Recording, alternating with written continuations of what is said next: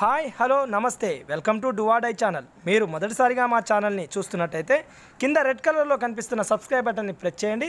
పక్కనే ఉన్నటువంటి బెల్ ఐకాన్ని క్లిక్ చేయండి. మా నుంచి ఇలాంటి మరెన్నో మంచి వీడియోలు మీకు రావడానికి అవకాశం ఉంటుంది.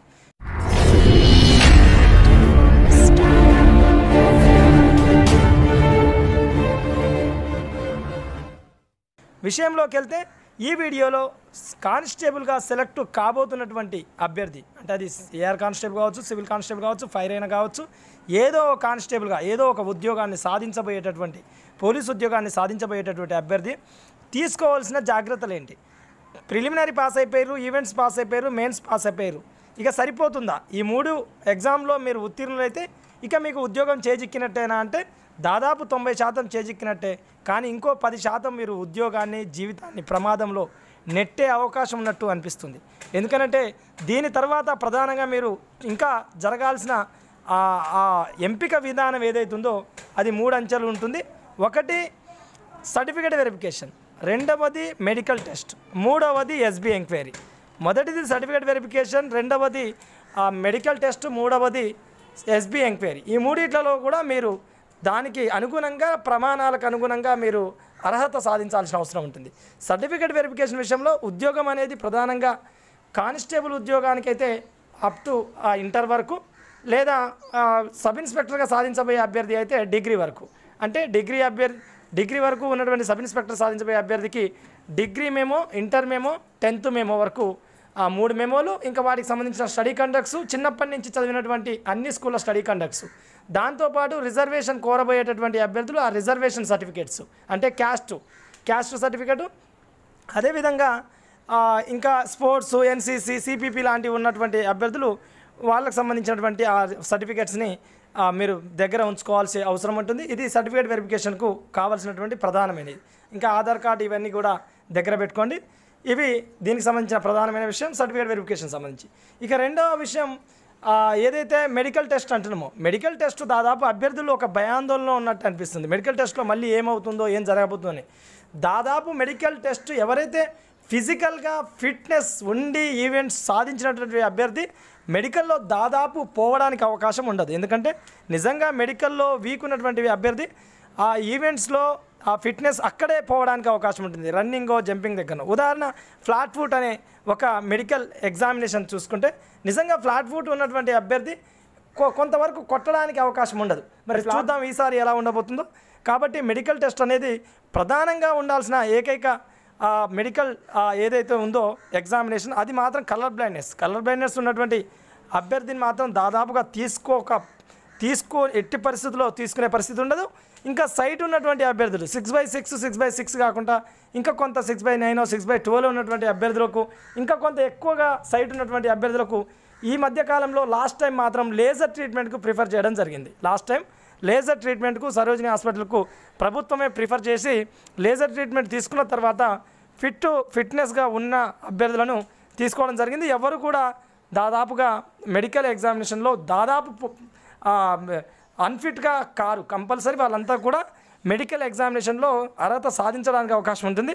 ఈ కలర్ బ్లైండ్నెస్ అనేది మాత్రం జెనెటికల్ ప్రాబ్లం కాబట్టి ఇది ఆ ప్రాథమిక రంగులు ఏదైతే ఉన్నాయో, కలర్ బ్లైండ్నెస్ అనేది స్పెసిఫిక్గా ఎట్టి పరిస్థితుల్లో కలర్ బ్లైండ్నెస్తో బాధపడుతున్నటువంటి అభ్యర్థిని మాత్రం మెడికల్ ఎగ్జామ్లో అన్ఫిట్ చేయడం జరుగుతుంది. కలర్ బ్లైండ్నెస్ అనేది మ్యాండేటరీ, కంపల్సరీ ఎరుపు, ఆకుపచ్చ రంగులను గుర్తించాల్సిన అవసరం ఉంటుంది. ఎందుకంటే ఎవరైతే కలర్ బ్లైండ్నెస్ వర్ణాంధత్వం ఉన్నటువంటి వ్యక్తి ఉర్రో, ఇది అతని తప్పిదం కూడా కాదు, అది జెనెటికల్గా వచ్చేటటువంటి డిసీజ్.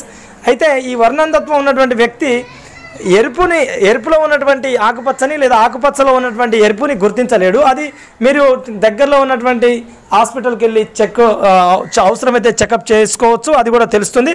ఇంకా సైట్ ఉన్నటువంటి అభ్యర్థులు కూడా ఒకసారి చెక్ చేసుకుంటే మంచిదే.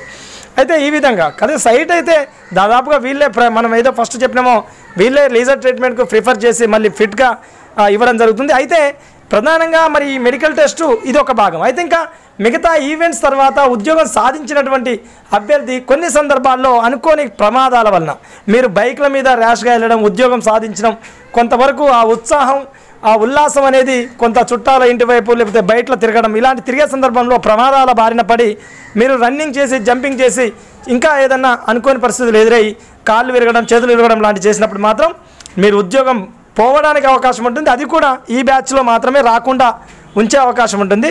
నెక్స్ట్ బ్యాచ్లో మిమ్మల్ని ఎట్టి పరిస్థితుల్లో మళ్ళీ నెక్స్ట్ బ్యాచ్కి ఫిట్ కాగానే పంపించేస్తారు. కాబట్టి ఈ బ్యాచ్ని ఒక బ్యాచ్ తర్వాత ఇంకో బ్యాచ్కి ఉన్నటువంటి మధ్యకాలం ఏదైతే ఉందో ఆ మధ్యకాలంలో మీరు ఒక 4-5 ఇయర్స్ సర్వీస్ కోల్పోవాల్సిన ప్రమాదం ఏర్పడుతుంది. కాబట్టి దాదాపుగా మీరు ప్రయాణాలు చేసేటప్పుడు కొంత జాగ్రత్త వహించండి. మెడికల్ టెస్ట్లో ఈ విధంగా అనుకోకుండా మీరు ఉద్యోగాన్ని చేజార్చుకునే అవకాశం. ఇంకా కొంతమంది గర్భిణీకి సంబంధించినటువంటి అభ్యర్థులు, మహిళా అభ్యర్థులు ఎవరైతే ఉన్నారో వాళ్ళు కూడా అడగడం జరుగుతుంది. దాదాపుగా వాళ్ళు ఎక్కువ మంది ఉన్నప్పుడు ఒక స్క్వాడ్గా చేసి ట్రైనింగ్ ఇస్తారని కొంత సమాచారం తెలుస్తుంది.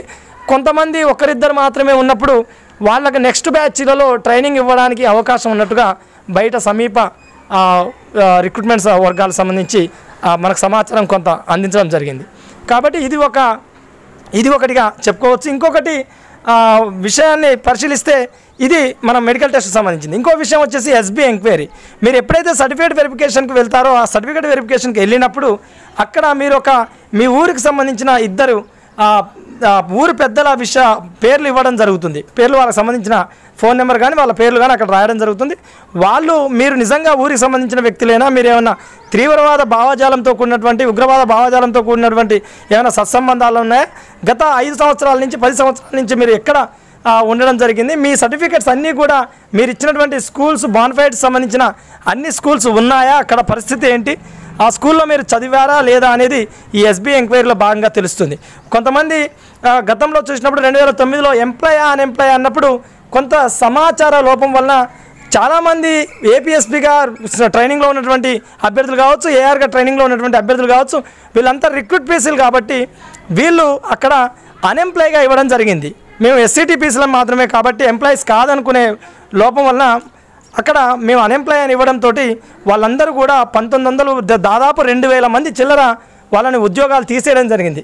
ఆ తర్వాత కాలంలో అప్పుడు అక్కడ ఉన్నటువంటి ముఖ్యమంత్రి రాజశేఖర రెడ్డి ఉండే ఆ టైంలో అతన్ని కలవడం తర్వాత వాళ్ళ తప్పిదం కాదు, ఇది కొంతవరకు సమాచార లోపం వల్ల జరిగింది కాబట్టి వాళ్ళందరికీ ఉద్యోగాలు ఇవ్వండి అని చెప్పడంతో ఇప్పుడు ప్రస్తుతానికైతే వాళ్ళంతా ఉద్యోగాలు చేస్తారు. సో ఇలాంటి అంటే ఒక చట్టం పరిధిలో పనిచేసేటువంటి అభ్యర్థి రేపు చట్టాన్ని కాపాడాల్సిన మీరే ఈ విధంగా తప్పుడు సమాచారం ఇస్తే ప్రాబ్లమేటిక్గా అవుతుంది. కాబట్టి వాళ్ళు డిస్క్వాలిఫై చేయడానికి అవకాశం ఉంటుంది. ఇంకా ఎస్బీ ఎంక్వైరీ ప్రధానంగా మీరు ఇచ్చిన లాస్ట్ 5 ఇయర్స్ ఎక్కడ ఉర్రు ఏంది అన్నప్పుడు మీరు కరెక్ట్ సమాచారం ఇవ్వాల్సిన అవసరం ఉంటుంది.